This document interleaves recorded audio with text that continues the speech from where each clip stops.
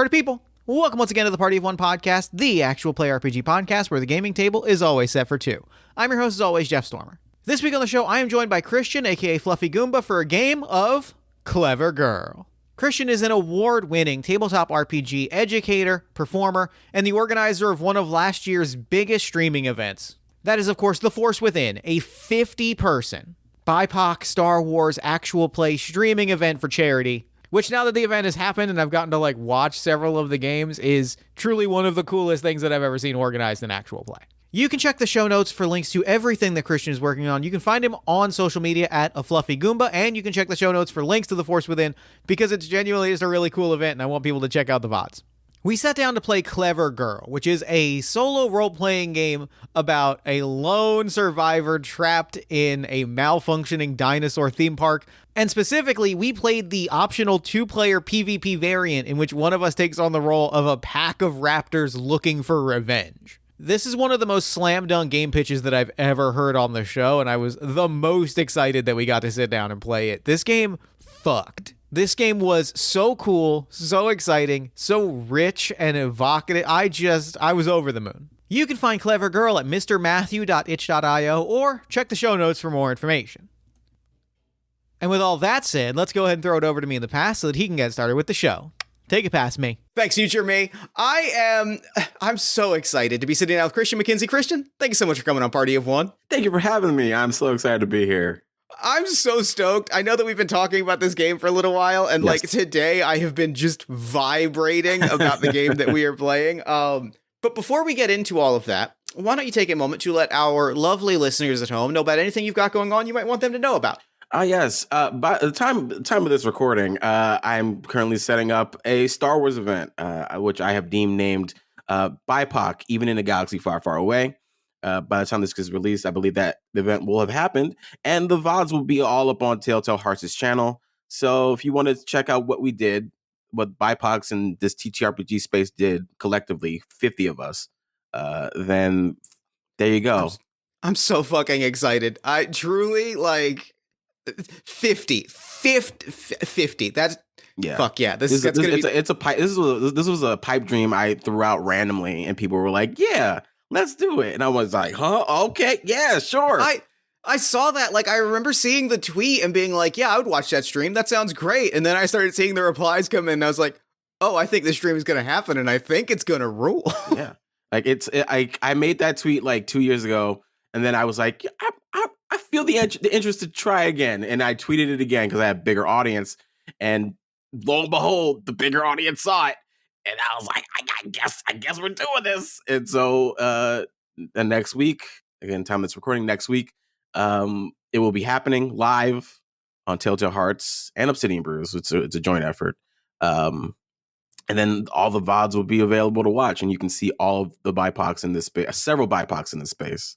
I'm going to call it the biggest BIPOC event of the year for TTRPGs. I don't think that's an unfair claim, at least for what I have seen, and I feel like I'm not keyed into big streaming events. Yeah, this is. I think I'm gonna call it until someone proves me wrong. Unless someone proves me wrong, this is the biggest BIPOC event for TTRPGs ever. So. Fuck yeah. I'm so excited. I'm not going to sit here and just gush about it because I know that we have a game to play and there's stuff to get into. I'll do it. That'll be the game. How long can we gush about this project? No, we have a dangerous game to play. Perhaps the most dangerous game, if I'm being honest. Yes. We are playing Clever Girl, which is a role-playing game inspired by some movies and some books. It could be anything. Honestly, it's a real composite piece. It's about so the way that we are playing it, traditionally this is a solo game. About someone trapped inside of Dino Land, a gigantic dinosaur amusement park in which all of the security systems have shut down, and there are now roving velociraptors kicking down doors and hunting someone for dear life. We are playing the two-player PvP version of that, human versus raptor, where you are going to be playing a person trapped in a dinosaur amusement park, and I am going to be playing the head of a pack of vicious raptors. that are searching for vengeance for the humans that have wronged them. I don't know if you can hear in my voice how excited I am to play this game. And I wonder if you can hear the fear in mine. I'm so thrilled. This is going to be great. So let me ask you this at the very top. Like, what made this game jump out to you of all the games that I kind of sent your way? Like, what are you excited about? What's the energy that you're excited to bring to the table for this game? I mean, I love dinosaurs. I love the aspect of being the last one of something, to like really bring up the stakes, and the idea of being a final girl, or in this case, final boy, is something you always like imagine when you like watching a horror movie. You're like, I could have got through that, no problem. Sure. They're like, that was stupid of them to do that. Why would they not take the gun, or why would they go upstairs, like things like that. And so you can finally put yourself in that seat and see what you would actually do in a fake pretend being hunted by dinosaurs moment. So that just pulled me in. I'm so excited.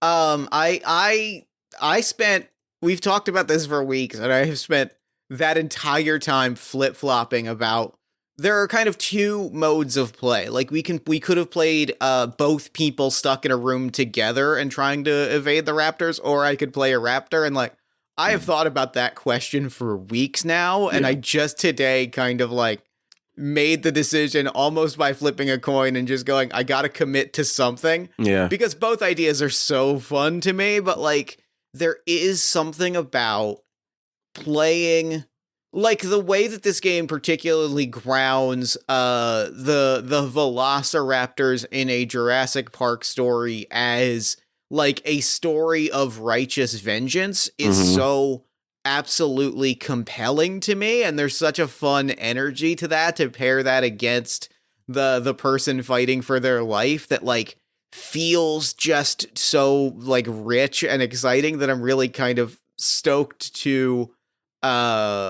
pull on that thread a little bit. I think is how I'm feeling. Yeah, like because I posed the question. I was like, it's like which one would you have more fun with? And then you sat on that, and I was like, okay, they're really thinking about it. They really, I'm hoping they pick the dinosaur one, because that seems like, I love pairs of people surviving, but like having the other person on the end be your enemy, and rooting for your downfall. Love that. Love it. There's a real energy to that, and a real joy to that I'm like so excited to bring to the table. Yeah, I can't wait.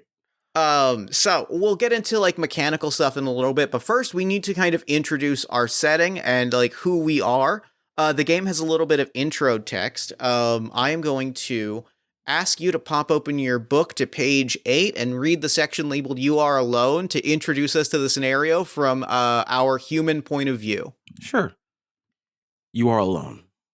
You are the last surviving human in Dino Land, a dinosaur theme park ravaged by escaped predators. You don't know what caused the incident that set the dinosaurs free, but it was catastrophic. A pack of highly intelligent and oddly fixated raptors have your scent and are hunting you. Everyone has either escaped or become prey. You are alone. You have barricaded yourself in the control center, a building at the heart of the sprawling compound that controls the day-to-day operations at the park. You have access to basic supplies, food, water, and at a tenuous level of safety. You thought this would be enough to outsmart a few dinosaurs. It wasn't. The raptors have tracked you to the control center and are constantly looking for a way in. They could easily leave to hunt more accessible prey, but they seem hell-bent on making you their next meal. You have little hope of being rescued, but survival is all you have left. Can you keep the lights on and the doors shut long enough for help to arrive? Can you get a message out over the long-range communication system? Will anyone come if you do? Most likely not, but you have to try. You are alone. You are the lead raptor, the smartest and fiercest predator in Dino Land, a dinosaur theme park that imprisons and torments dinosaurs like you and your pack. You don't know what caused the incident that set the dinosaurs free, but it was catastrophic. The humans have all fled or died, save for one last person, holed up in the control center. Food is becoming scarce, but you cannot forgive what this human did to you. You are hungry for revenge. You are alone. Your pack will follow you and do as you order, helping you hunt the human. You have your wits and your hunter's instincts. And for now, the loyalty of your pack. You thought this would be enough to outsmart a single scared human. It wasn't. The human has access to tools and supplies. They have secured the control center and blocked your path. This isn't going to be the easy kill you first thought. Prey and unclaimed territory on the island are dwindling quickly. The park was not set up to sustain itself naturally. The longer you spend fixating on this one human, the fewer chances you have to stake a permanent claim here. Can you break into the control center and satisfy your thirst for vengeance? Will there be anything left if you do? Most likely not, but you have to try. Oh. Hell yeah. Hell yes. I did not know that was. I did not read the other playbooks. So I had no idea. I betrayed you. I love it. What? Oh man, I gotta think about that. What the fuck? What did I do?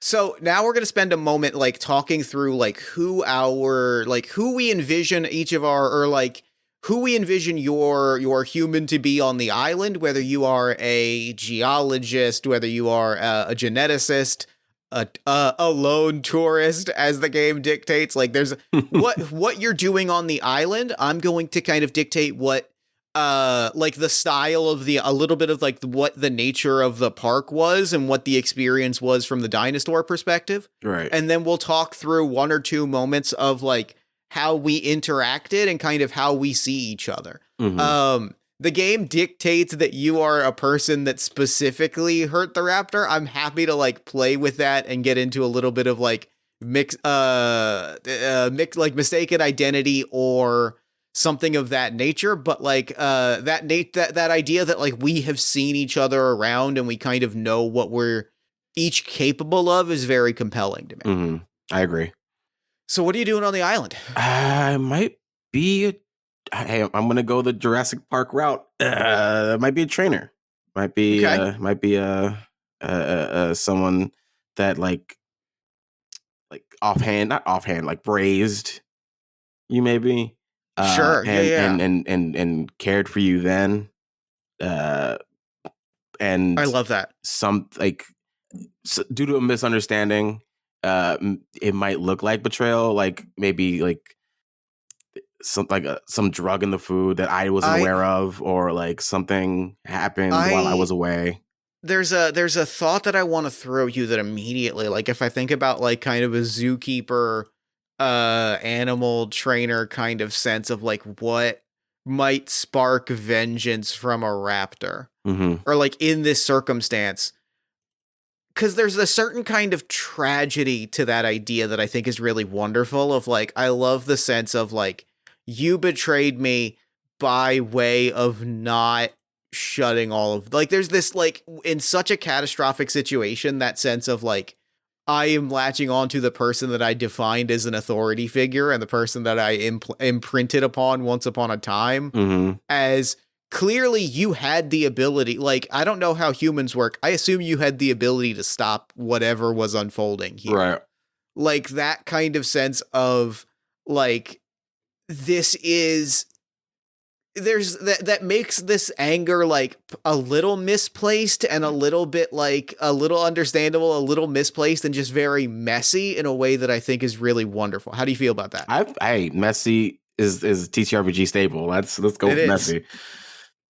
Yeah. Okay. I love that. I love the idea that like, so what was raising, so the visual of the raptors, which is a thing that I get to dictate, which I love, is I have really controversially fallen in love with the design of a feathered velociraptor. I love feathered velociraptors. Angry little chicken. Love Great it. visual. Love it. What chickens were meant to be. Much smaller than like a raptor in Jurassic Park, which I think is really like compelling from a visual standpoint. Angry little hateful chicken, which honestly, having been around chickens, is just chickens. It's just chickens. Hateful little animals. Hateful little birds. I love, what was it like raising a pack of velociraptors? It was different. It certainly wasn't raising other animals that I've raised. But with everything, it's a learning experience, and I wanted to learn as much as I could while they learned from me. If I showed that we were both inexperienced in this moment, maybe that could garner some kind of even more trust, showing that we were in this together, showing that like I was with them, like no matter what. I think that like from my perspective that worked. Like I think that's partially why maybe I have like declared you as such a specific target almost, is that like I see you as an equal in a way. Like we'll flesh out this relationship as we go, but I think there's an element of we will like we see like I cannot trust. My initial thought is that I cannot trust that you left to your own devices, because you are a hunter that is just as good as me or anyone else in the pack, cannot be trusted not to hunt us or to take away what we are fighting for if we don't take you out. And also I am just so angry at everything else that happened on this island that you have kind of become the symbol of that. Right. I love it. I really love it. Okay, so we're going to flesh out like memories between us and, our experiences on the park as we go, which means I think that it's time to get ready to play. Let's do it. So this is a Wretched and Alone game, which means that it is played with a deck of cards and a tumbling wood block tower. If that sounds like a popular children's game, you kind of get the vibe. Because we are playing remotely, do not have access to shared wood towers. So we are going to use a system developed by Speak the Sky with an HTML version by Max Kamerer, which is going to roll us 100 six-sided dice, which is a sentence that I'm just excited to get to say out loud. Outrageous. Like, that's so crazy. So how the system is going to work is we have 100 six-sided dice theoretically in front of us. We each have a pool of these 100 dice, and whenever we are instructed to pull a brick from our Jenga tower, we will roll that entire stack of dice and get rid of anything that lands on a 1. This HTML bot is going to do this for us, but we're just going to say how many dice we have left. That is terrifying. After we roll our dice. That's so terrifying. Right? I love it. Really is a great way to like keep the tension of the wobbling tower as you just watch that number tick down. Oh yeah. Especially because at this moment, I'm going to roll a 6-sided dice, and we are going to roll the dice 4 times immediately. What do you mean immediately? Wait a minute. Oh my God. That went really badly. Okay, how many do you have left? I have 47 dice left out of 100. Oh my God, I have 64. This went really badly immediately. I'm so shaken. Oh my God, that's outrageous. That's so much more than I expected from this. I'm so shook right now. Fuck. You said 44. Wait, you said 44? 47 dice out of 100. Jesus. The majority of my dice are gone immediately. I can't say I love that, but I love that for me. I'm mortified. For me, it could go either way. We don't know. These dice. It could go either way. Have shown to be very merciless immediately. So how this is going to work from this point forward is whenever a card prompt instructs us to pull a brick from the tower, we will roll all of our remaining dice 1 time, Jesus. Which means that the odds of this happening again are slim. Not nil, but slim. How quick is this game? It might be a little bit on the quick side. Like, yeah, we'll see how it goes. Otherwise, what's going to happen now is we have a deck of cards in front of us. Yeah. We are going to draw cards one at a time. I'm going to shuffle this deck here. We're going to draw cards one at a time. We'll take turns alternating who draws the card. Whenever we draw a card, we will both answer the prompts on that card. These cards represent like things happening around the island. Hearts represent things happening in the control center. Clubs represent the island itself, the dinosaurs, resources, terrain. Diamonds represent the raptor pack. They represent the loyalty and obedience of the raptors and their efforts to help kill the human. and spades represent the human. They represent how they hunt, their presence, and how they affect you personally. I don't know if that's different in the human book. It's different in the human book. What is it on the human book? Hearts is technology. Technology is the things like electricity, utilities, surveillance cameras, computers, communications. Clubs is memories. It's the memories that linger. People who were lost in the incident, things you remember from before, and what drives you. Diamonds are the physical infrastructure of the park, so the walls, the fences, the doors that keep you safe from the raptors. And spades are the dinosaurs that roam the park, the raptors hunting you, and the varied other prehistoric monsters out there. That rips. I love that they represent different things, especially because how this is going to work. We're going to draw a card, and we're each going to answer our associated prompt with that card, which means that we're going to read and answer a vastly different question each time we draw a card. Fantastic. Some of these cards may require us to pull a brick. Some of them might not. We are playing until one of four things happen. Let me find the exact phrasing. We are playing until one of four things happen. If one of us draws the ace of hearts, that person wins. Either you draw the ace of hearts, you get your distress call out to the people that need to hear it, and you get off the island safely.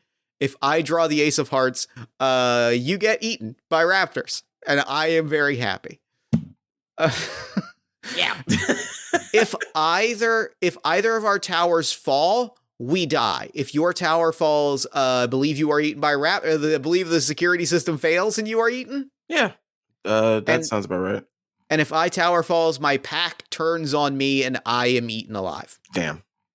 If all four kings are drawn, we have our confrontation. I will explain further on what that looks like if that comes about. Confrontation. Ooh. And for me, if I can't draw a card, I have run out of prey and die on the island. I don't know what it says. What does it say for the human? Wait, where's that? What page is that? This is on page 7. 7. If I can't draw a card, my supplies run out and I die. Great. If if all four kings are drawn, raptors find me and I die. If the tower falls, the control center collapses, and guess what? I die. Well, you can rest easy knowing that if all four kings are drawn, the human also attacks me and I die. Amazing. I love that in human versus raptor, the four kings option, we both die. We both die. So. What a bleak game. I'm already so excited. Like, I shouldn't be this excited for what feels like misery, but like, this is fucking killer. This is so good. This is what we want. And so, with all of that, we have primed our collective towers. We have read through the prompts. We've kind of positioned ourselves a little bit. I think it's time to draw our first card. Would you like to draw the first card, or should I? I will draw the first card. All right. Huzzah! 6 of hearts. All right, the 6 of hearts. Go ahead and read your 6 of hearts prompt, and then I will read mine. Read and answer your 6 of hearts prompt, and I'll do the same. Sure. 6 of hearts. That's a technology prompt. The phone rings. You pick it up and hear someone repeating, "Hello, are you there?" But they can't hear you. They don't seem to know what happened here. What else do they say? Good prompt. Good first prompt. Good first prompt. We love the first one starting with hope. Yeah. I think they this is an outside communication. I think I've been trying to set up a relay to get outside communication out, an SOS out. And after what feels like forever, the phone rings, and I pick it up. I almost hang it up with how fast I try to pick up the phone. And on the other end, it's the company that sponsors. Oh, okay. Sure. Sponsors this place, and they say, "We picked up your distress signal. Stay alive until then. We will come for you." And that is the start of my hope. That rips. That's great. What a good starting, what a good starting beat. I love the idea that like there is a very like affirming moment of like you have to hold on. Like there is something on the other side of this. Yes. My 6 of Hearts prompt is your pack has now spent a lot of time in this one area. How has the control center compound begun to affect their behavior? I think a lot about like animals that live in urban spaces, like enclosed spaces. I think I love that I love that the raptors have developed a taste, a little bit of a, whether this is an actual thing from raptors or if this was a genetic piece of fuckery, like they have developed a sense of like a slightly omnivorous diet and attitude. And what I think has happened is a lot of the easy food that is available has been picked off. A vending machine has been knocked over, which was a very elaborate effort for something the size of a chicken. And like a lot of the chips have been eaten out of it. There was like jerky that was the absolute first thing that was ripped out of here. Like it is almost all of the, what I will say is like easy pre-packaged things that you or I could use to like comfortably survive on, gone in an instant, because like we've already developed a taste for it and it was the first easiest prey to pick off in this space. Mm-hmm. And I think that is how it has affected behavior, is that like there is a sense of, there's a resourcefulness to the pack that almost has started to make this sort of like make the hunting of you as a particularly skilled fellow hunter very almost feel superfluous, because like we could be finding food elsewhere. Yes. Great. The addiction to revenge. It's really feeling like an addiction at this moment. And our next card is the 10 of spades. 10 of spades. 10 of spades for me is the human, and for you it is the dinosaur. The Yes. 10, my prompt, the carcass of your last kill has begun to rot. It is a pungent reminder of how much time and attention you have devoted to the human.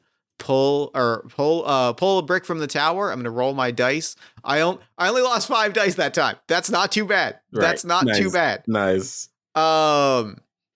This is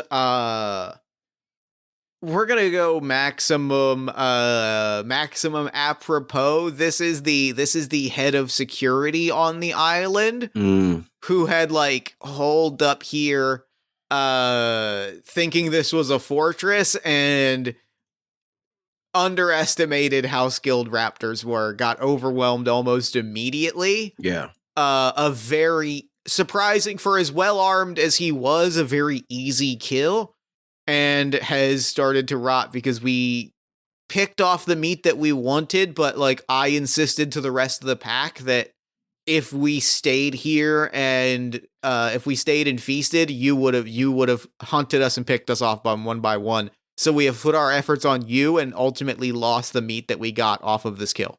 Gotcha. And this is the 10 of spades for me, and this is in dinosaurs. This is before you became their prey. The raptors killed an iguanodon nearby. Baking in the hot sun has created an overpowering stench that is starting to seep into the control tower. Pull from the tower. Oh, I hate that. I hate and love when a game includes some real strong like or like smell descriptions. Mm-hmm. That's what really like gets my skin crawling in the best possible way. Yeah. How I see it is like, though it is a detriment to me, it can also be a detriment to you and the pack. I love that. Because your noses are way more powerful than mine. Sure. Yeah. And though I have a distinctive smell, the more this iguanodon stinks up the place, the less my smell permeates. I almost feel like that means that we're trapped inside. Like some of the like outside like garden areas are so the smell is so permeated that like kind of in the areas with stronger like ventilation or a little bit more like sealed off. Yeah. Is so it like has by that very nature like closed the area of the hunt in a pretty significant fashion. Yeah. This is a pretty like, though I'm in this control tower, though I'm safe in the control tower, there are sections of it. This is still a bigger building than that. Mm-hmm. So there's this is a whole fancy infrastructure of it all. So, yeah. Which a hunter would deem useless because it's not necessary, but it's a big old playground for y'all to play in. So and I have pulled, and I have 52 left. Okay. All right. Draw us our next card. Draw next card. 3 of hearts. 3 of hearts. We are back in the control tower. Yes, we are. For me, it's this technology. The alarms have been going off randomly. You disabled this system to get some peace. How does it feel to be more disconnected to what's happening in the park? And then I had to pull from the tower. Honestly, it's almost like detaching yourself back into nature. Sure. It's being it like the technology is getting in the way, but it's also helping me, but it's also getting in the way of my focus. And in this moment, I need to be more in tune with the nature of it all than the technology of it all. I've already gotten the distress signal out, and it's been heard, and help is coming. So I don't have to worry too much about that on that end. So it's almost like a weird relief, like a weight off my shoulders. Sure, yeah. Now I can see the hourglass. I want to ask you a follow-up question that ties into my prompt. Sure. How does it feel? What is the feeling that you get when switching off the alarm system seems to happen a bit too easily? Bit too easily. A small part of me is like, I am a technological genius. But another big part of me is worried about if it's because of the dinosaurs out there, if it's because of the infrastructure in general, of who built it, because the most expensive thing is always created by the cheapest bidder. Sure. Yeah. I worry if the solution was man-made or dinosaur-made. Well, unfortunately, I have your answer. Let me pull from the tower as you go on. Several areas emit a piercing sound at your pack's presence. You coordinate your pack to attack them all simultaneously. The noise stops, but at what cost? Velociraptors are small. We're not terribly large. We're able to get into pretty cramped spaces, and like this is a coordinated effort. Like to a certain extent, like when one of these sounds goes off, it causes a scatter, but like this is also terrain that we're pretty comfortable in. So it involves crawling under spaces, pulling at wires, waiting for the explosion of sparks and ozone, and then scrambling back into a center area.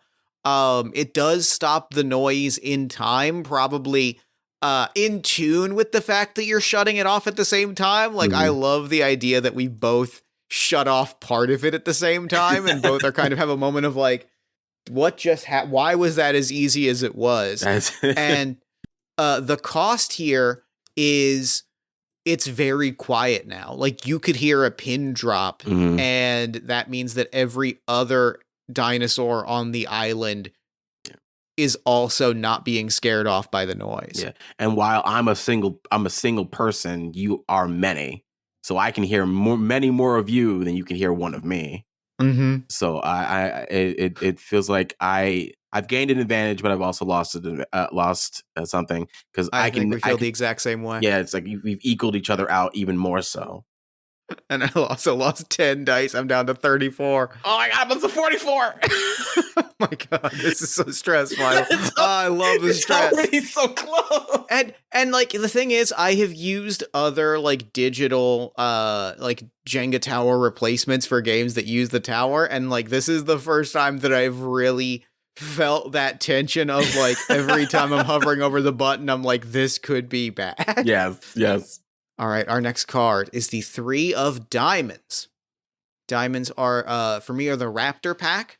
A disagreement turns violent. One of you and one of your pack fight viciously around a human vehicle, gouging it as much as each other. What was the disagreement? Pull from the tower. Oh, come on, man. That's Oh, that does suck. I promise. That's so What do I want the vehicle to the vehicle is uh the vehicle is a medical supply truck. It is there are supplies on here, some of which may or may not be edible. Um and so I think it is like a fight of like this is a quiet space, a secluded space. This turns into a disagreement of like, do we sit here? Do we do we try to eat something out of this space? And like, I'm actually gonna push it even a notch further and say it is like a supply truck. So there is like full on actual supplies in here, and we're gonna go and say, and so it makes that my perspective is like, no, we cannot stay in any one place. We cannot sit and eat. We are hunters. We are hunted as much as hunters, and if we stay in one place, we are dead. Mm. And that turns into this violent disagreement, turns into a fight. Much of the truck is dismantled, and whether this proves me right or highlights my stubbornness damning us, another dinosaur shows up, flips the truck on its side, and starts eating some of the food, and we are forced to scatter back inside. All right. For me, the prompt, this is infrastructure. You find the keys to a Jeep parked outside. After preparing to leave and sneaking to the vehicle, you arrive to find the tires slashed and I'm guessing a bunch of other shit destroyed. What else do I lose in the process? And I think you said it with what kind of truck this is. It's a medical truck. Mm-hmm. So any form of like painkiller or alcohol or disinfectant, anything that could help in the future is gone. So Yep. so that it's just like there was no like square two for me. It was like this is back to square one. Yeah. Situation where it's like I expected if your curiosity made you destroy vending machines and eat the things out of those, then your curiosity was going to get here too. So there's almost that expected like, okay, didn't have my hopes up for the truck because I wasn't planning on leaving. Honestly, this I was going to probably use the truck as a distraction. Sure. But you guys got there first, so that just nixed those plans, and I'll just move on. It's unfortunate, but I can't dwell on it too long because if I dwell on it too long, I'll get caught, and I gotta move. Sure. I've pulled from the tower. I'm down to 27 dice, which is not so bad. From 34 to 27, I'll take it. I'll take it. That's I got 35. Okay. I got 35 left. I'm right behind you. All right. Give us our next draw. Gotcha. King. Our first king. Let's see. That is a memory for me. No, wait, is it? Yes, it's a memory for me. You occasionally think you see someone who was killed by the raptors, distracting you from your work. Who do you see? Do not discard this card. Keep it in front of you. If all 4 kings are placed in front of you, the raptors have finally reached you and you're dead. The game is over. I think I see one of my fellow trainers. I think we got separated before the radios on the island kind of went kaputs before I got to the tower. We got separated in all the chaos as Dino Park was overrun. I was the last time I heard them. They tricked me. I thought that I was gonna be the one to distract the raptors and they would get here. Turns out that wasn't the case. And I think I found like their necklace or a piece of jewelry of theirs. Uh, well, attached to like a finger that was left. Fuck. So I assumed that was it. That was Yeah. that was left. So I have the ring, and I think the ring is what distracts me from Sure. getting work done. But because of them, I'm alive, and I'm not about to waste that. Sure. Can I get back to work? My prompt is prey in the area is all but gone and you are getting hungry. How does your strength falter? Do not discard this card. Keep it in front of you. If all 4 kings are placed in front of you, the human attacks you. You are dead and the game is over. The south side gardens feeding areas are already the smell is so bad that they're already off limits. They're inaccessible to us. The problem is that now it is taking considerable effort to open the outside doors, like open and close the outside doors. It has been difficult to get outside of the facility is taking more and more effort, and frankly we don't have that much effort left, which means that I think that not only are we largely stuck inside, we're largely stuck to like the main series of like the main tunnel or the main hallways, I should say, like around the facility, the central control center, the main control center, the like hallways and the large open spaces, because soon enough opening inside doors is going to take the same level of difficulty. And so like the space is very literally closing in on us. And our next card is the 9 of Hearts. 9 of Hearts on the control center. A small box near the main entrance whirs and blinks at you. It's maddening. It takes many attempts to scramble up the wall and tear it down. Was this wasted energy? Pull from the tower.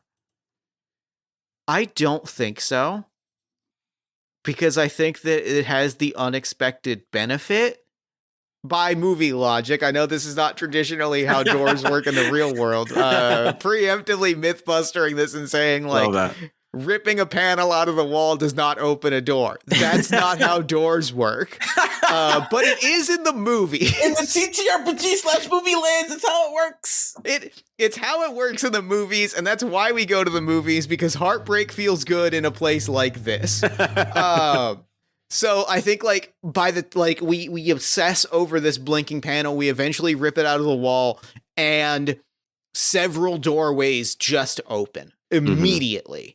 Mm-hmm. And like there's the unexpected benefit of like suddenly that claustrophobia has settled in, like has been combated a little bit with the cost of a tremendous amount of time and effort and exhaustion. But only 3 dice, so that's not too bad. Not too bad. Mine is for 9 of Hearts. Is you notice one of the security cameras near the control center entrance is no longer transmitting a signal. What do you think happened to it? I think you got to it. I think it's you're collectively starting to pick off pieces of technology, whether you know it or not. And now I know that you're in that area, and that area, that I feel like that area might be, to me, off limits now. Sure, yeah. Because I no longer have a visual on it. I no longer know what you're doing in it. So like I'll look on like the map, and I'll see what area that is, and I'll cordon it off, or I'll make a note that area is to be traveled very quickly if I have to travel through it. Love that. That also, the idea that like that means that for a certain period, like before the camera shuts off, we were there for long enough, like picking at these pieces of electronics that you probably saw it. Mm-hmm. Like you probably saw us doing that, which also adds to the very real cost of opening these doors, which is you had eyes on us for long enough that you've got a pretty clear sense of where we are holed up, at least at this moment. Yes. Yeah. And being able to see how skittish you've been, how like you said, you felt claustrophobic, and I've noticed that in your behavior, noticed that in your patterns, noticed that I'm not sure if this is the delirium talking, but the frustration. Yeah, I can actually see you and the pack getting frustrated more and more. And it's not just with me, but it's also with each other. I'm not sure. Again, it's been quite a few days of this. So I could just be going a little stir crazy myself. sure. Yeah. So, yeah. I believe it is. Is it my pull or yours? It is your pull. No, it is your pull. I would just. Yes. Yep. Queen of Hearts. Queen of Hearts. Queen of Hearts. What are we doing here? What are we doing here with Queen of Hearts? Oh, no. Oh, no. Yeah, right? Oh, no. Right? Oh, no. What do you got? Oh, man. You entertain yourself by going through personal computer files. You inadvertently open a virus that Martin had been working on, locking you out of the computers. Pull from the tower. Oh, no. Fuck you, Martin. Martin. I think just trying to figure out what happened. I think it's just while trying to figure out what happened, if I can, to see what happened. Why did the park go this crazy? What happened? I'm not a hacker. I'm not a computer guy. I'm a nature guy. And I paid the price for it. Yep. And I'm locked out of the computers. I don't know for how long, if it's permanent. But I'm locked out, and that just puts a damper on things. Stops my investigation immediately as I try to recover whatever I can. Yeah. Meanwhile, your pack is growing restless and have started fighting each other for entertainment. Do you let them continue fighting or break up the only fun they can have? I don't think I have the energy to really stop them from fighting each other. I think that that adds to the, the hunger and the exhaustion. We don't, I can only exert so much control over the pack. I have to let them fight and play and thrash at each other, even knowing that is going to tire them out later. I don't have the stamina to fight them, to stop them from fighting each other. I have pulled from the tower. I am down to 21 dice. This is stressful. Oh, you're down to 21? Jesus. 21. I'm at 22. Oh, no. That was a really bad pull then. Yeah, it was. Oof. Okay. I'm going to draw the next one. 8 of diamonds. Here we go. Come on. Raptor. Raptor pack. You order several of your most agile raptors to climb up to the openings in the side of the control center. They succeed only in scratching the building and chipping their claws. Pull from the tower. This sucks. This sucks so much. And I think it sucks because I'm going to give this to you. Not knowing what your prompt is, I'm going to give this to you that this was not the same area that we were in earlier with the shut off cameras. Because those doors have opened, we have had access to a few other areas, which meant that you saw this happen on camera. Which means that you witnessed us. And honestly, we probably should have been able to break at least one of these windows. You saw on screen several raptors go so far as to move things around. Peak Jurassic Park, they are learning and they are using tools in a way that is terrifying. Yes. And you watch what is going through your head as you are watching, like, moving chairs into position and starting to climb up the windows and like really thinking, like really feeling for a moment like they're about to break a window on the side of the control center? Well, here's the thing, because my prompt is kind of funny with this. You risk a trip outside to get some fresh air and notice claw marks up the side of the control tower. They nearly reach the second floor window. Oh, that's even better if you didn't notice. Yeah. So, but like at the same time, I'm like, what if there's no security camera, but what if I was at the window Yeah. and I'm watching you? That's great. That's so great. You're watching, and like then you have the moment of seeing just not being strong enough to break this window, and you see the exhaustion set in, and you are seeing these Raptors 4 as exhausted and tired as probably you are in this moment. How are you feeling? Terrified. It's like because I'm watching from above, and I'm watching you try to climb up, and you don't make it, but yeah, you're. I look terrified, but I look more sadly proud. Sure, love that answer because these I raised y'all, and I'm like to see you coordinating, to see what like I helped build, reaching up to destroy me by any means necessary, and literally by any means necessary as I watch you gain more ingenuity. There's almost like a weird things go wrong look. Love that moment as I'm looking down at this. Love that. Really love that. Give us our next card. Sure. Next card, 10 of hearts. Really cruising through this hearts. Sure. Love this. Sure. Give us the prompt. All right. While poking around the security system, you accidentally unlock the external doors. In your haste to relock the doors, you trigger a full lockdown. What areas of the control center have you lost access to? What if it's the security cameras? Oh, that's really good. That's real. That hurts really bad, and that's fantastic. Yeah, like, would that make sense though? Because it's I'm poking around the security system, but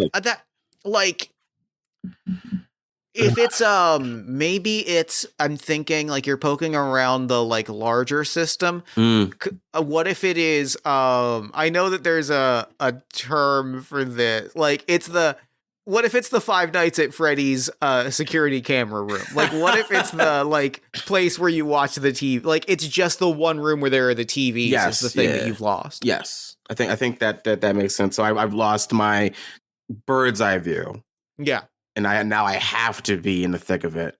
Love that. Really love that with all of you, and I have to be more vigilant. I can't just rely on the technology now. Now I'm really like relying on my own wits and patience and skill. There's no technology giving me that edge. So I've lost that edge. Love that. But I don't have to pull from the tower, so that's fun. I also am not pulling from the tower. But all of the control center doors open at once. Before you can order your pack in, they all close again. How do you express your frustration? Safety check on descriptions of bodily violence. Go ahead. Great. I'm here for it. I think that we rip this head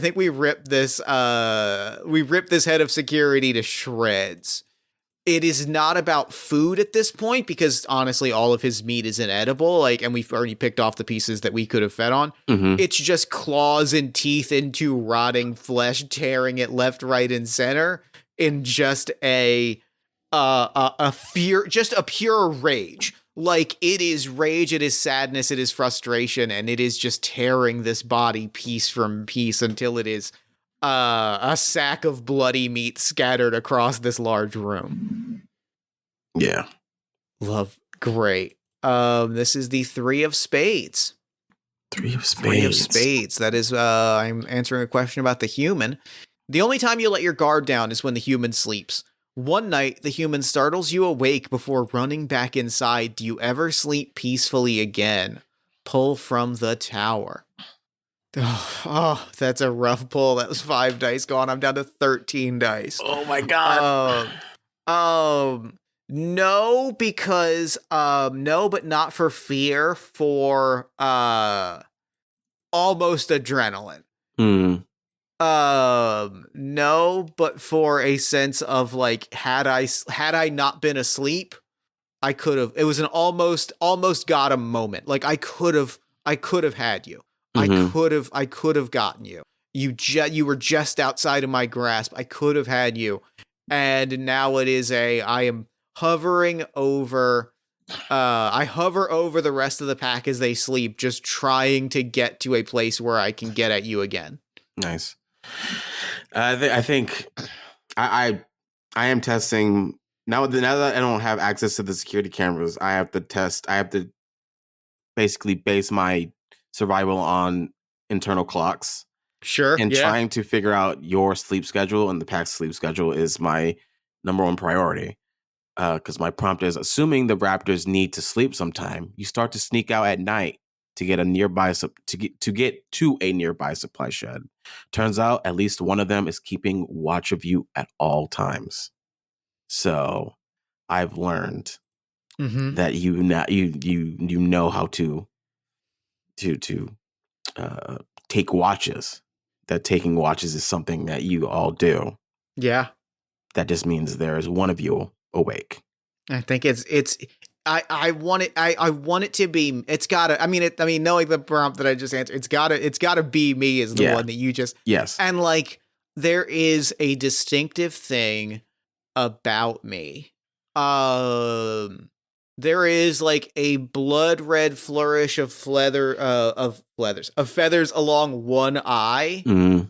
Kind of in a like inverted teardrop shape along one eye that is like very visibly, recognizably me. It is something that none of the other raptors have. And I want to propose there is almost 1 or 2 moments where we catch each other, like as like I'm stalking to try and catch when your guard is down, you're watching to see when I'm watching.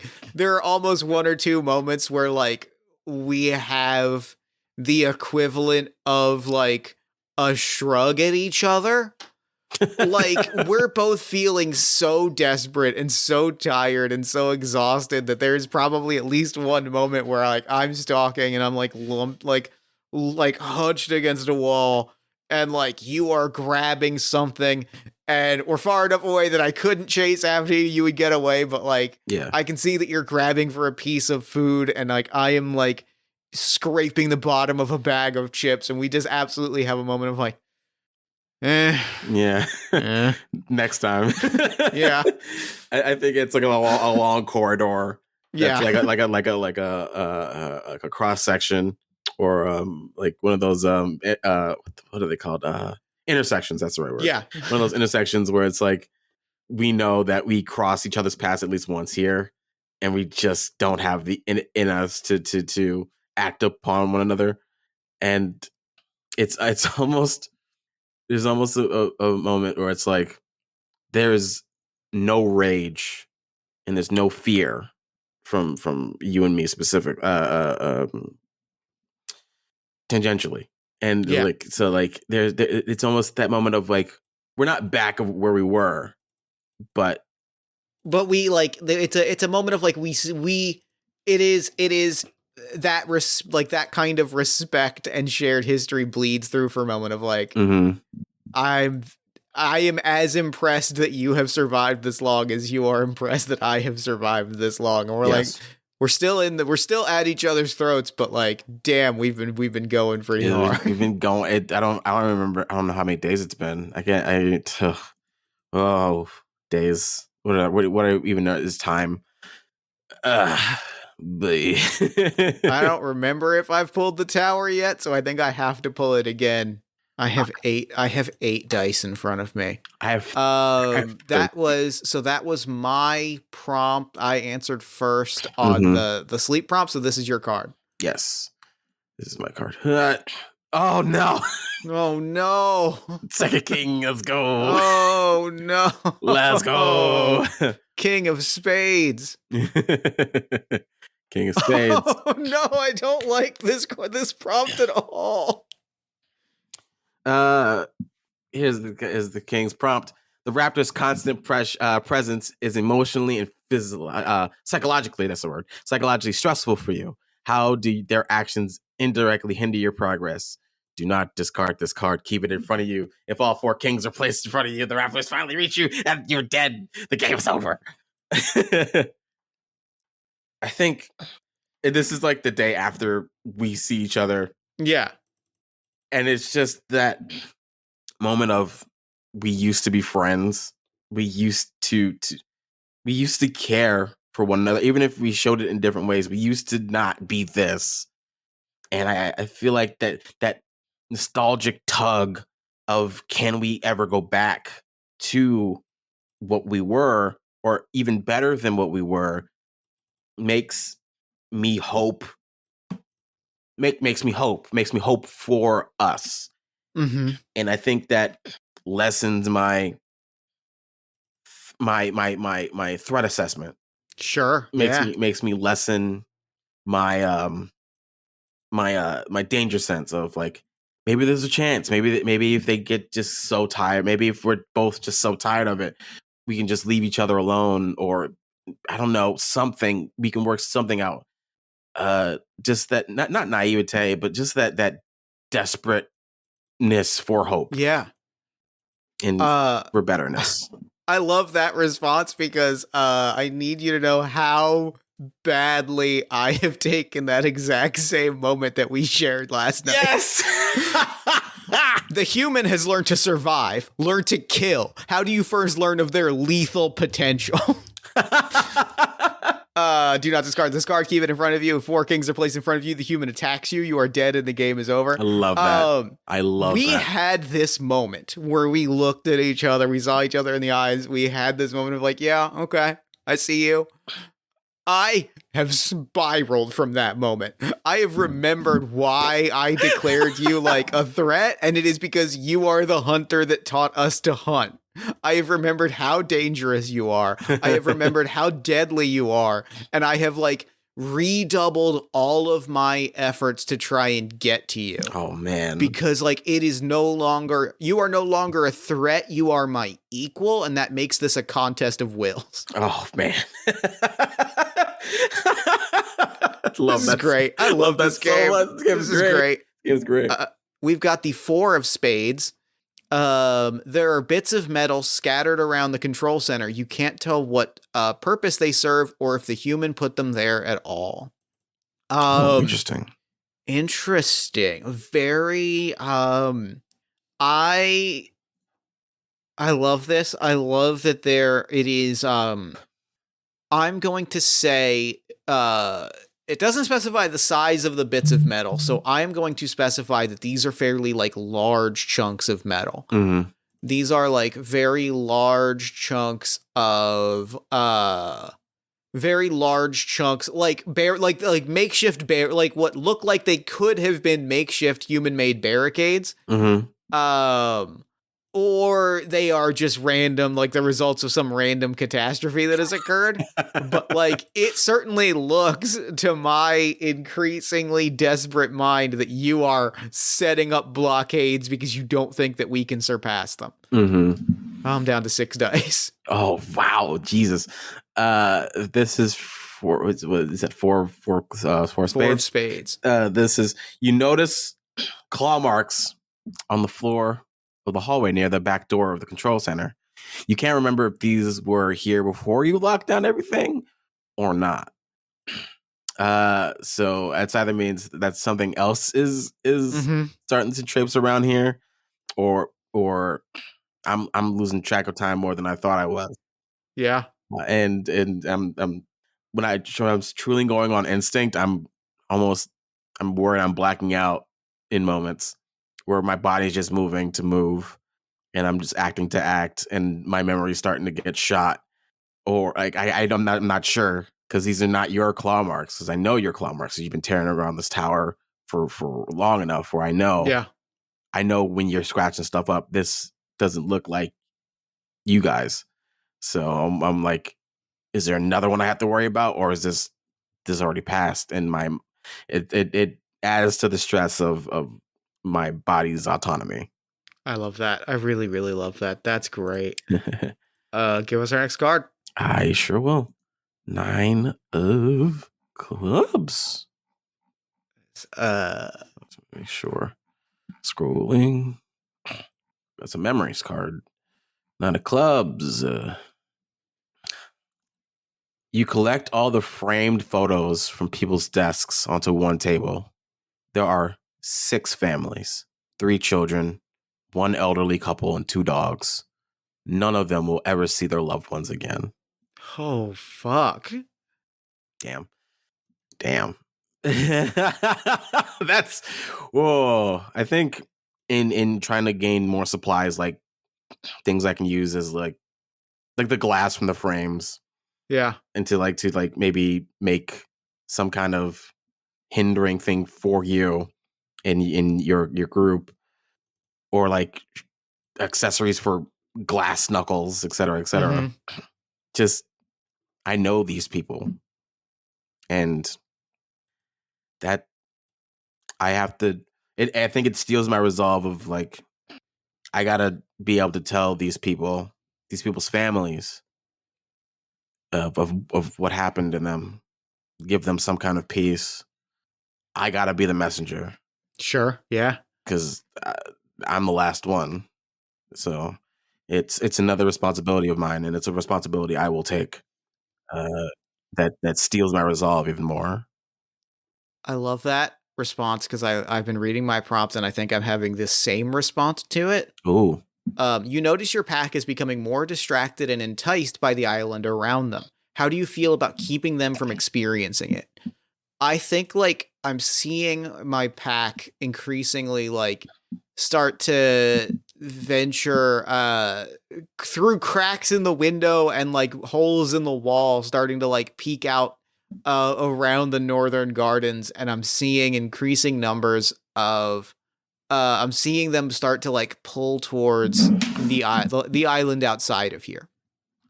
And with how I've been, with where my head has been at, I am more focused on bringing you down than I have been to this moment, because I want them to experience my rationalization, which I have to frame it as such, is that I now want them to experience the island outside without you in it, because I truly don't believe they can be safe while you are here, being that you are just as dangerous as I am. And well, until recently I thought I was pretty dangerous, but I'm now starting to maybe doubt that fact a little bit. Mm-hmm. Oh. All right, next card. Love the differences. Oh, 10 of diamonds. What do we 10 got? Diamonds. What's diamonds? What's 10 of diamonds? Let's see. Infrastructure 10. Your pack chases a group of pachycephalosauruses towards the control center. You force your pack to let them flee to focus on the human. How long has it been since your pack ate? Pull from the tower. Oh my god, I have 4 dice left in front of me. Fuck. How long has it been? It has been I don't think it's been long, but I think it has been ages since we've eaten anything substantial. Like it has been field rat, like it has been like ration snack foods and like grass has like it has been the epitome of like of cheap available food that I am like scraping by on. And in part, like, to look at the size of this particular dinosaur. It's this guy. I love this guy. This is a great guy. Pachycephalosaurus, yeah, they're great. Great, all-time great guy. Look at this guy. I'm not convinced we can take let alone a group of Pachycephalosauruses down at this moment. Like, it has been so long. Like, we are so weak. I think it's better to save our effort to take down something that is smaller. wait until we've got you cornered, and then collectively as a group, break. Like, it's going to be easier to kill you with a group than it's going to be to take on a group of larger dinosaurs in a weakened state. That's an interesting response to that, because my prompt for this lovely Pachycephalosaurus prompt is dozens of Pachycephalosaurus began slamming into the control center walls, punching holes in some areas. Oh no. You realize they were driven in by the raptors to pull from the tower. So maybe you're not hunting them, but you're certainly maneuvering them. Yeah, sure. And you've noticed that these creatures like to take on things head on, and their heads are particularly hard. And you notice that, like, when they run from you, they don't look where they're going, and so they crack into the wall, or they mess some part of the facility up in some manner that you see that that while you're not hunting them for food, they're helping you hunt me. Yeah. How many you got left? How many? I have 4 dice left in front of me. Oh my god, I have 8. Oh, this is so stressful. I love this. All right, give us our next card. 6 of clubs. 6 of clubs. Memories. You start wearing Parker's tactical vest to carry gear and supplies. What do you remember most about Parker before they were killed? I think Parker was always someone who said things like, everyone's got a plan until they get punched. Mm-hmm. Right. Everyone knows what they're going to do in cases of apocalypse or danger. But as soon as they get hurt in some fashion, that's out the window. And I think taking those to heart, the man with the plans, Parker, had no plan. Well, his plan was most likely to get as many people to the control tower as possible. I'm not sure if he thought he was going to be the one or if someone else was, but he made sure somebody knew about the control tower. I think that's what led my friend and I, before she passed, to make our way there. And it's just another on the list of self-sacrificing individuals that have stacked up this hill of survival. And it's another moment of the indomitable human spirit, where it gives me more strength to keep moving forward. So I love that. Mine is, in the panic of the collapse, you were calm and precise. You made your first kill that day. What do you remember about it? I was like, the park is collapsing. I think there wasn't like a clear leadership structure among the pack until that moment. Like, this was a moment where a Jeep pulled up with like one of the researchers inside, one of the geneticists inside, one of the people that had been like running tests and pulling members of our pack aside to prod at them. They pulled up in the Jeep to kind of like wrangle us up so they could put us in a cage until the collapse was settled. And it was decisive action at that moment that transitioned the pack makeup from a collective into a leader and subordinates. Like, it was the pack became my spear, and we drove that into the heart of the person that had been fucking with us. yes. All right, next card. 7 of hearts. Where are we at? 7 of hearts. I really don't like when I see a prompt that says pull from the tower at this point. I don't like it. Ho ho ho. A metal shaft allows you into the control center, but you come upon a series of spinning blades. You disable them, but they block your path. How do you get injured in the process? 3 dice left. I am the eye with the big red flourish of feathers. We gotta go maximum. Resonance slashed with a blade. Yeah. Completely sealed shut.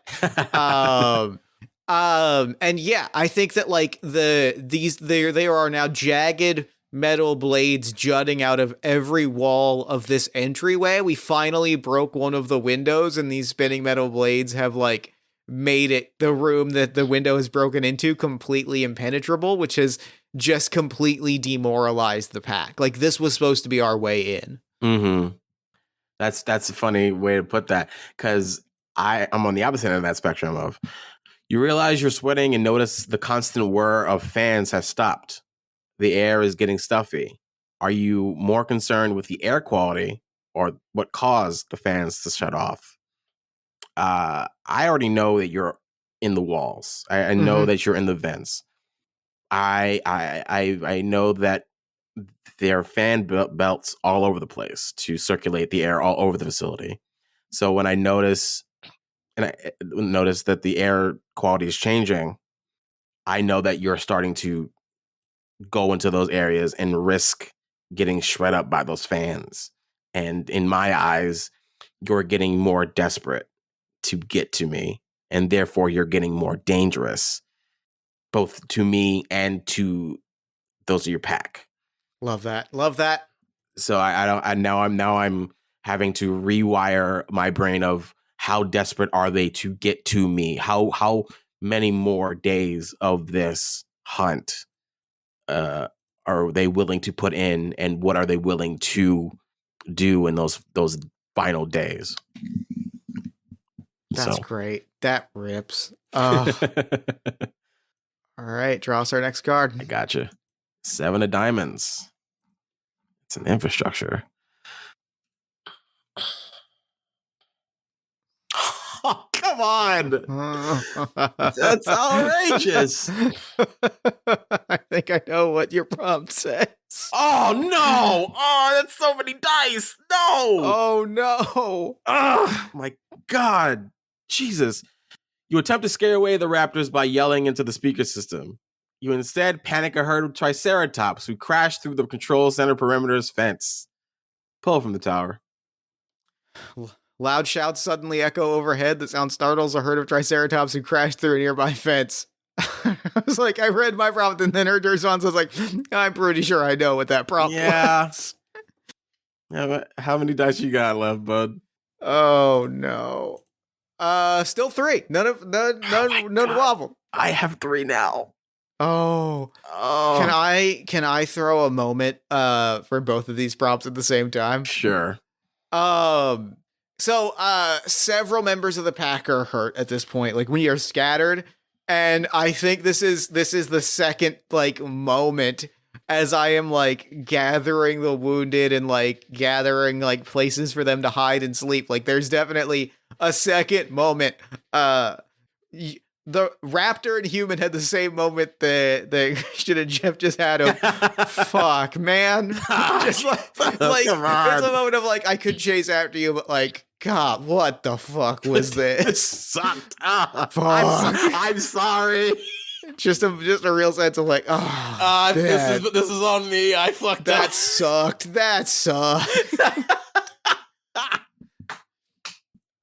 We've got the 7 of clubs. You are the strongest, fastest, deadliest of your pack, but seeing more of the island has put your skills in perspective. Do you still feel like a leader?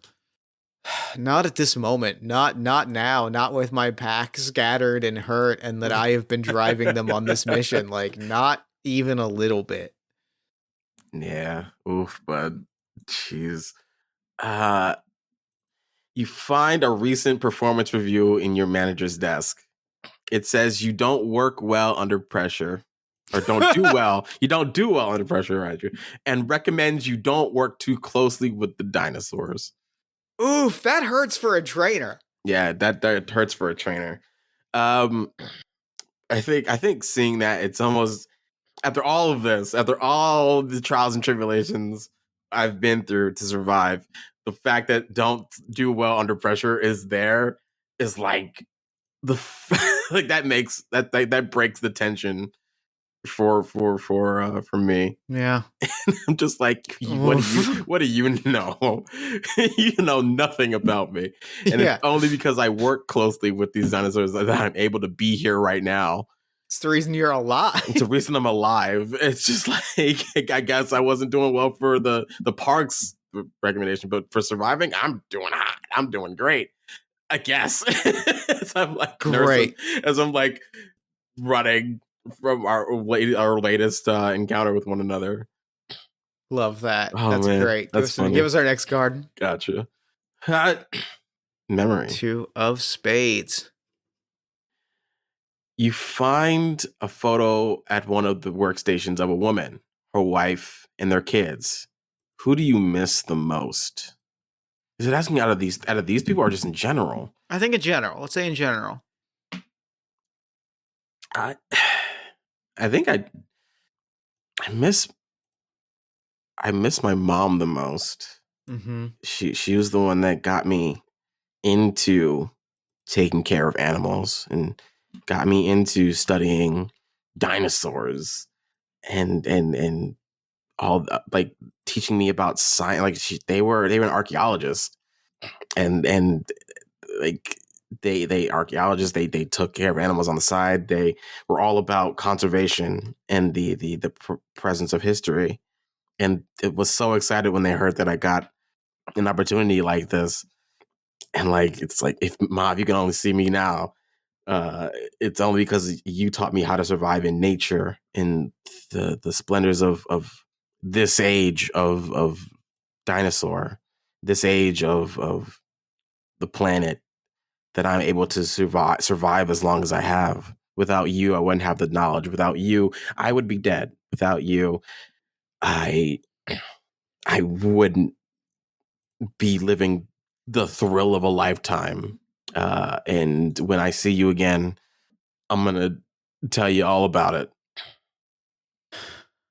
The landscape around you is lush and green. Does this island feel like home, or do you feel out of place? I feel more at home in these tunnels, in these hallways, than I do outside in the island. I think I have spent so long in this compound that this is the place that feels natural to me. I look out at the greenery and I feel nothing. I was gonna say, do you feel like that's a reason why you haven't gone yet? Why another reason why you haven't left? Like the subconscious reason why you haven't left. I think so. I think at this point, like I am so deep in this that like I don't think I could even survive out. I think this is where I am now. Our next card is the Jack of Diamonds. You are too busy yelling at your pack to notice the nearby tower falling. You and most of your pack escape, but the crushing rubble, but one does not. How do you respond to the cold stares and silent accusations pull from the tower? Oh, man. No. No. What happened? What? Oh! No. I have to pull a... There's a 0.5% chance of that happening. What happened? Are you done? It's it. That's it. Oh my god. That's it. Oh my god. Oh no. The tower falls. One of our own does not. And the tower's fallen, which means my pack has betrayed me. And I die. I have to ask you a question. Mm-hmm. Because like reading the response, like reading their reactions tells me I don't think I am killed by the raptors. Mm-hmm. And I think we have an opportunity for a really wild closing beat. Love that. I think I am left behind by my pack, who they watch the tower fall. They turn, they stare me down, they turn and leave, and I get the message that I am not allowed to. I am not to go with them. What do you do when you find me alone, weak, injured, and counting out the moments? Oh man, I'm gonna read my prompt just to help with those. The control center shakes as a deafening crash engulfs you. You scramble to the monitors to find one of the lookout towers has fallen. What did it land on and destroy? I think this has been a section of the tower of the complex you guys have been working on, Mm-hmm. and see, like, this has been the one you've worked the hardest on. And anytime I was on the cameras, I've noticed, again, I'm not sure if this is delirium on your part or my part rather, a sense of pride in you as you watched progress being made, and seeing that that's the tower that fell. A morbid curiosity like that, like, I'm sure that's not, but again, I don't know, I'm sure that's not what you wanted. In my delirious mind, I'm sure that's not what you want. Like, that doesn't seem Sure. right.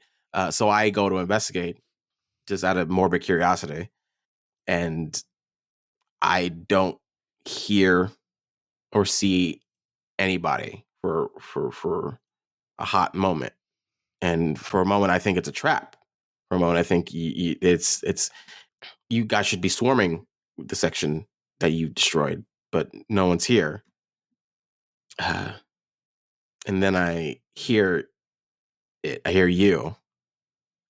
Uh, and again, morbid curiosity, delirious hope. I go to try to find you, dig you out, Mm-hmm. make sure you're okay. Throwing away my life in this moment to help someone I raised, make sure that they're okay. I don't know why I'm doing it. I'm just doing it. Again, my body has just seemed to be moving on its own these days. Usually for survival's sake, usually to escape danger. But this seems I'm heading straight for it, straight for you to have your jaw on my throat and to tear it out at any moment's notice. But then I find you, and it's not that.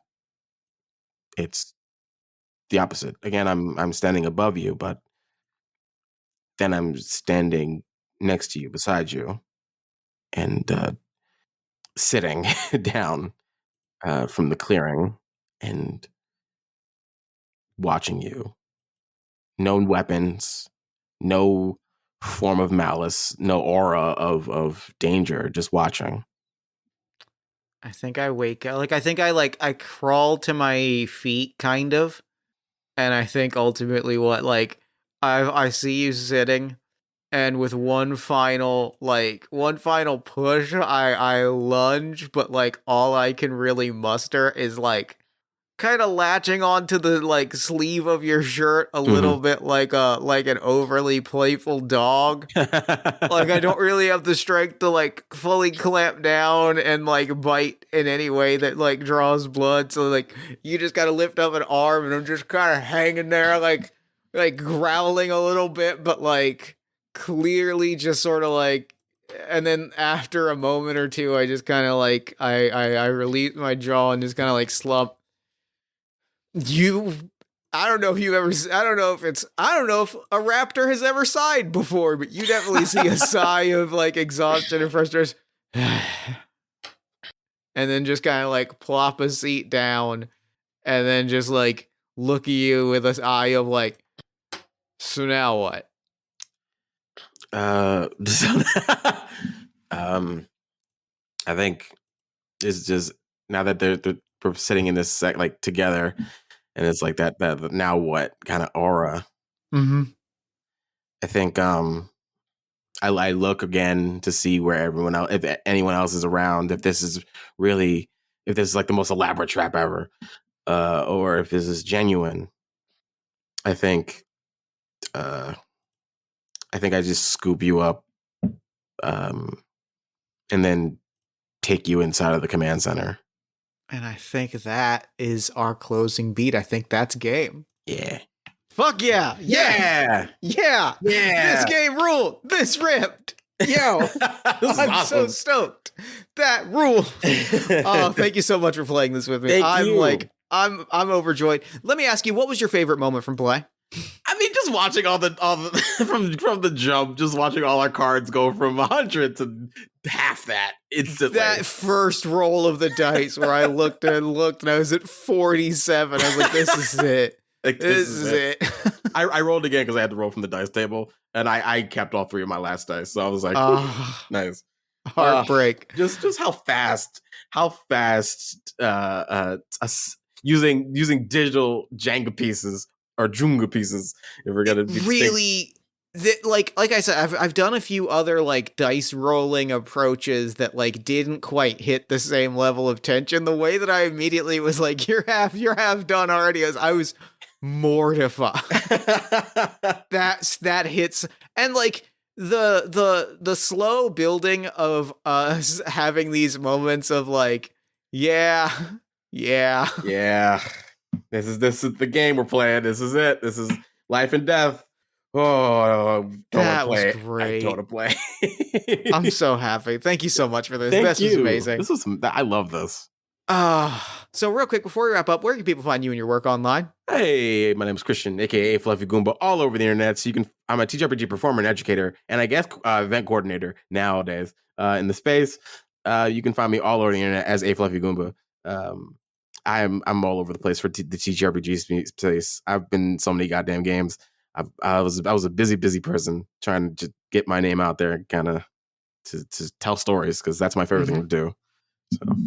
I mean, same. It's a magic. There's a reason. There's a reason the show is 8 years old. It's because I will never get tired of making this particular art. Yeah. Telling stories is the best. It is. Thank you again for joining me on this game. I'm absolutely beaming. This is everything I wanted it to be. And now I'm going to throw it over to me in the future so that he can wrap up with the show. Take it, future me. Thanks, past me. And thanks again to Christian for coming on the show. God, I really, really love that game. I absolutely adore where it ended. Like, the story that we told just went in so many directions. This is what I love about the show. In a nutshell, this game experience and getting to like share this with someone is exactly what I want out of Party of One. Be sure to head to the show notes to check out links to all of Christian's work. Be sure to head to mrmatthew.itch.io or check the show notes for a link to Clever Girl. And be sure to follow Christian on social media at AFluffyGoomba. You can also find us on pretty much whichever social media you prefer, at Party of One Pod or Jeff Stormer, depending. And if you enjoy the show and you want to support it, there's a lot of different ways you can do that. Subscribe to our newsletter at buttondown.email/partyofonepodcast and join our Discord community at bit.ly/partyofonediscord. You can support us financially at patreon.com/JeffStormer or ko-fi.com/JeffStormer. You can give us a nice iTunes review, shout us out to a friend, give us some love on social media. You can buy some Party of One merch at bit.ly/partyofonemerch. Or if you're looking for more great podcast content, you can check out All My Fantasy Children, which is a character creation, storytelling, and world building podcast that I make with my best friend in the world, Aaron Catano Saez. We take a listener submitted prompt and spin it into an original fantasy character, populating a shared universe one story at a time. You can also check out Yazeba's Bed and Breakfast, which is an actual play about a heartless witch, a cozy house, and the many people making their homes inside. Both of those you can find wherever you get your podcasts. Party of One is, as always, produced and edited by Jeff Stormer and Jen Frank. Music for the show comes from the song Infinite Lives by Mega Ran featuring the D&D Sluggers, and the Party of One logo is by Evan Rowland. If you'd like to inquire about advertising rates, coming on the show as a guest, or about press coverage of the show, you can email me at partyofonepodcast@gmail.com. And unless I am mistaken, that is all we do here. So until next time, thank you so much for listening. Remember to fight the forces of fascism every single day. Remember that self-love and self-care are radical and defiant acts of resistance. And as always, party on, everybody.